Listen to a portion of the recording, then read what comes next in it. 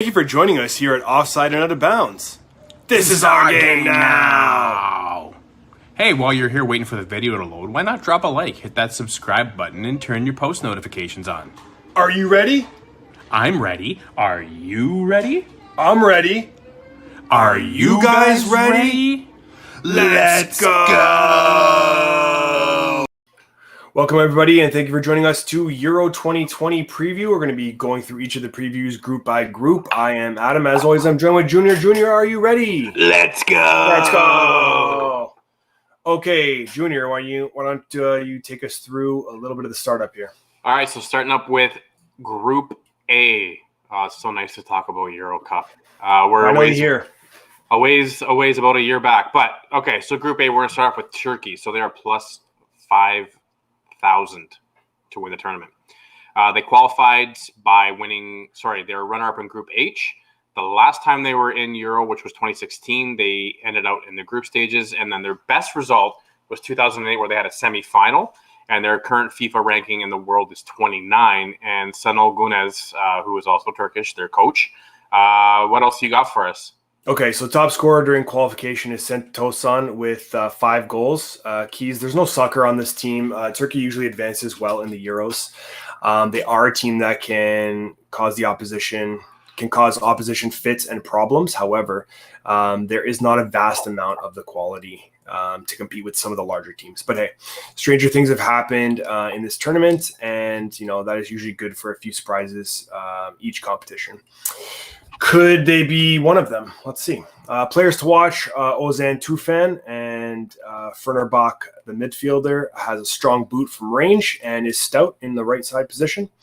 And he can highlight. He can add a highlight or two.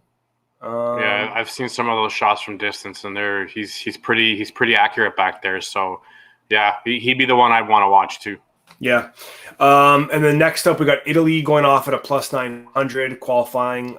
They were the Group J winner. Euro 2016 result was quarterfinals. Best result, they were champions in 68.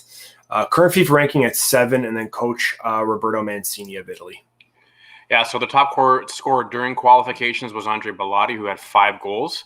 Now, this team might not have that polish yet to kind of make that deep run at Euro. Verratti's injury is almost directly tied to the success of this team and them progressing. Yeah. They're still young, still searching for their style, but they do have a bit of a lack of quality finishing, which is going to dictate, again, their chances, unless Mancini's got a rabbit or two to pull out of his hat. For me, the player to watch is going to be Marco Verratti. He is coming off a knee injury, and there are a lot of unanswered questions, with him. But if he's healthy, he's completely capable of controlling that midfield and exposing other teams when necessary. But whether he can kind of replicate that success he's seen on the club side, it's kind of a glaring concern, almost identical to Mancini. But if he can, I think he's going to be one of those most important pieces for the Azzurri to progress. Next up, we got Wales. They're a plus 20,000 to win. They were runner-up in Group E. The best result they had, was semifinals in 2016, and that was actually their last appearance as well.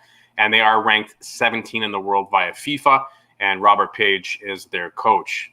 What do you got going on with these guys? So top scorer we have here during qualification was Gareth Bale, tied with 2 others at 2 goals apiece. And then key players, does this team have another surprise run in it like 2016? So Bale should impress, and if they can muster anything else on the lineup, they could be a dark horse. Mm-hmm. Players to watch, Ethan Ampadu. He's we've got some technical difficulties. Sorry about that, guys. Are you back? Oh, I can't hear you. Okay. There you go. All right. So what about Ampadu? What about him? Ampadu, he's a versatile defender that has a wide variety and range, and is composed under pressure on and off the ball. He definitely is. Okay, so Switzerland going off at 6,600 plus to win. Group D winner. They were the round of 16 in 2016. Their best result was the round of 16 in 16. Current FIFA ranking at 13. And you got Vladimir Pekovic from Switzerland and Bosnia Herzegovina as the coach. Petkovic, you got it right on the money. So There the you top go. scorer during qualification was Cedric Etienne with 3 goals. Now, this is a very methodical team that is seamlessly, it takes people too long to break them down because they're so stout defensively. Now, the goal scoring is going to be hoped for by the fans of Switzerland, but it can also disappear just as quickly as it comes. Now, if you can get Xhaka and Shaqiri looking for opportunities and creating, this Swiss team is going to be very hard to ignore, and expect to hear Shaqiri a lot during this tournament. Player to watch out for me is Breel Mbolo. He's the Borussia Mönchengladbach. It's a mouthful. Very, very powerful, kind of top flight pace, and he can definitely be a handful in space. So Breel Mbolo is one for watch out for Switzerland for me. Okay, awesome. Ultimately, who do you think is going to be advancing out of the Group A? This is a tough group. People might think that it's going to be a cakewalk for some of these teams, but I see Turkey causing a lot of issues for Italy.